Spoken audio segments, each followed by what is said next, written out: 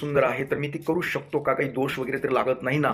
असं त्यांनी विचारलंय. तर मी त्याबद्दल तुम्हाला थोडक्यात सांगतो. सचिनजी, विधवा महिलेशी अथवा मुलीशी लग्न करायला काही अडचण नसते.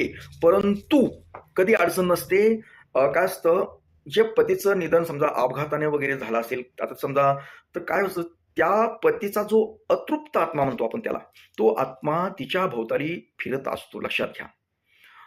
आणि ती जर समजा अं, त्या आत्म्याशी कनेक्ट असेल, समजा काय होतं, त्या आत्म्याला आपली बायको दुसऱ्याबरोबर लग्न करते, हेच मुळात त्याला खपत नाही. हं? त्याच्यामुळे काय होतं, जर तो आत्मा समजा भटकू लागला आणि ते एकदा जर मागं लागला, तर तुमचा संसार हा सुखाचा होत नाही. त्याच्यामध्ये खूप अडचणी येऊ शकतात. पुढे भविष्यात तुम्हाला खूप त्रासाला सामोरे जावं लागेल, समस्येला सामोरे जावं लागतं. पण आता मग हे तर आता तिनं करू नये का लग्न, अथवा तुम्ही करू नये का? करायला काही अडचण नसते. पण त्या गोष्टीचं थोडीशी दक्षता घ्यावी लागते. भविष्यात अडचणी येतात, मग त्यावर पर्याय पण असतो.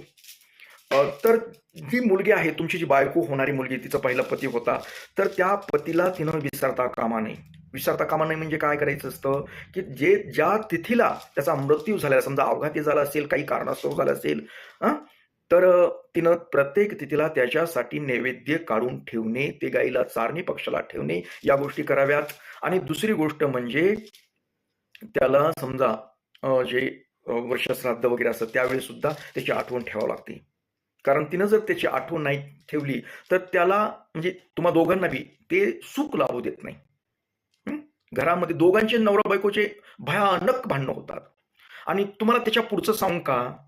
हं?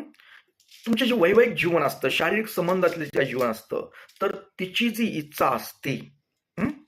इच्छा एकतर कमी होऊ शकते, नाहीतर अति होऊ शकते. आणि अति झाल्यानंतर तिला तीव्र इच्छा होती शारीरिक संबंध ठेवण्याची, आणि ते सुद्धा करू शकतं. आणि तसं झाल्यानंतर तुम्ही ज्यावेळेस कमी पडता तिच्यासाठी, ती मग इतर लोकांशी शोध घेते, इतर पुरुषाशी संबंध ठेवू शकते.